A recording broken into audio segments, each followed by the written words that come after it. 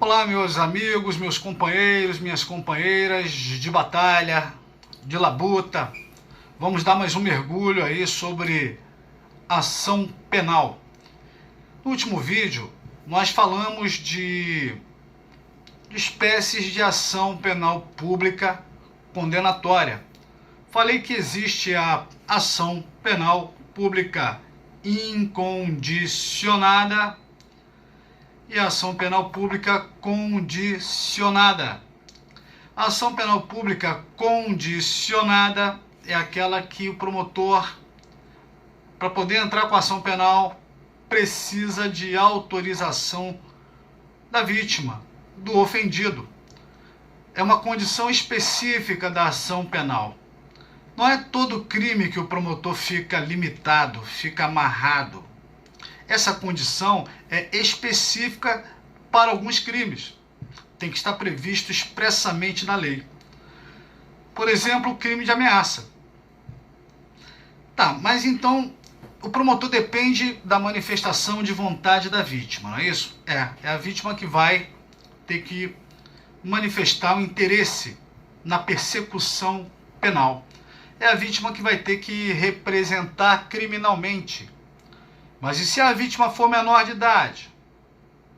Aí ela depende do representante legal da vítima, do ofendido. Se a vítima for maior, mas tiver, por exemplo, incapacidade em razão de doença mental, é o representante legal, ok? Muitas vezes a vítima não é menor, a vítima não tem incapacidade. Porém, a vítima morreu.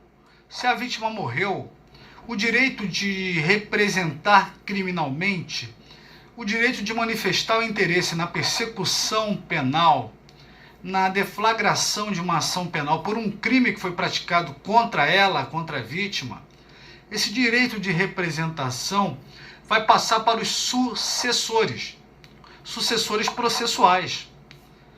E quem são os sucessores processuais? O artigo 24, parágrafo 1º do Código Penal, traz lá a relação cônjuge, ascendente, descendente, irmão. Tem que ser nessa ordem. Quem tem que ser pesquisado em primeiro lugar é o cônjuge, ok? Se não tiver cônjuge, vai para os ascendentes. Se não tiver ascendente, aí você vai para os descendentes. Se não tiver descendente, aí você vai pesquisar com o irmão, a irmã da vítima. Ok? Bom, qual é o prazo da entrada nessa manifestação? Essa manifestação de que tem interesse na persecução penal, ela tem que ser realizada em 6 meses. 6 meses a partir da data em que o crime é praticado? Não. Não me importa quando foi praticado o crime. Para fins de contagem dos 6 meses que a vítima tem para manifestar o interesse em representar criminalmente, me importa a data do fato. Melhor, me importa a data do dia em que se descobre a autoria. Me importa o dia que sabe quem é o autor. Tá bom? Agora, se a vítima é menor e não tem representante legal, para essa vítima, esse prazo nem se iniciou. Esse prazo de 6 meses só vai ser iniciado quando a vítima completar a maioridade.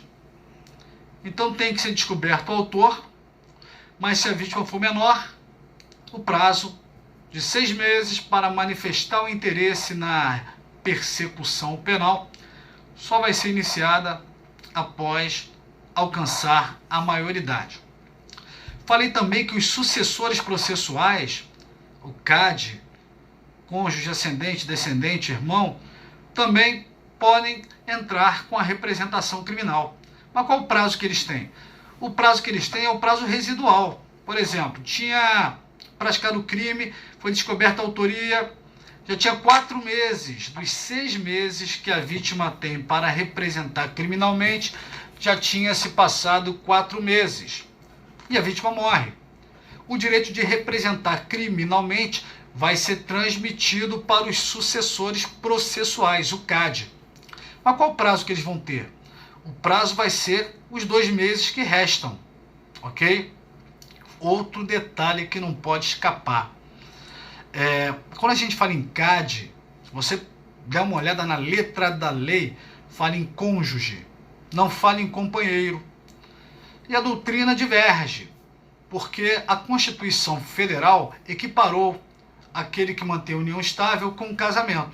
Então muitos defendem, embora a lei não tenha falado em companheiro, mas o companheiro também é legitimado como sucessor processual.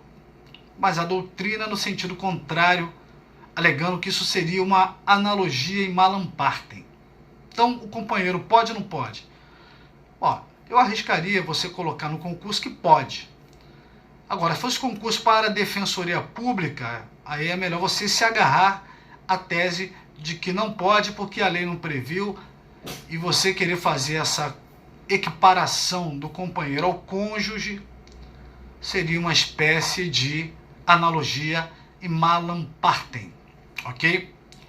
Mas e se por um acaso o menor que foi vítima do crime, ou o maior que tenha a incapacidade dele para os atos da vida civil, em razão de doença mental, se por um acaso não tiver um representante legal, se não tiver representante legal, o artigo 33 do Código Penal determina a nomeação de curador especial. Fala da hipótese da queixa-crime, que nós vamos estudar, mas por analogia, você pode entender que pode ser nomeado um curador especial para o caso de um menor não ter curador especial. E ainda que esse menor tenha um representante legal, melhor dizendo, mas se houver colisão de interesses, porque de repente quem ameaçou o menor é o pai, a mãe morreu, o pai não se dá bem com o filho não gostava que o pai agredia a mãe morreu, ele saiu de casa, esse pai já está em uma outra relação, o filho está pensando em pedir pensão, pensando em pedir abertura de inventário para pegar metade dos bens da mãe, mas o pai ameaça o filho. Então esse crime de ameaça não pode depender de representação do pai, que embora seja um representante legal, há um evidente conflito de interesses. Então, mais uma vez, a gente aplicaria o artigo 33 do Código de Processo Penal para autorizar a nomeação de um curador especial. O artigo 33 não fala da representação, fala da queixa-crime. Mas, por analogia, poderia ser nomeado, sim, um curador especial. Ok? Espero que tenham gostado de mais esse vídeo. Vamos encerrar esse vídeo por aqui e daqui a pouco a gente volta. Um abraço!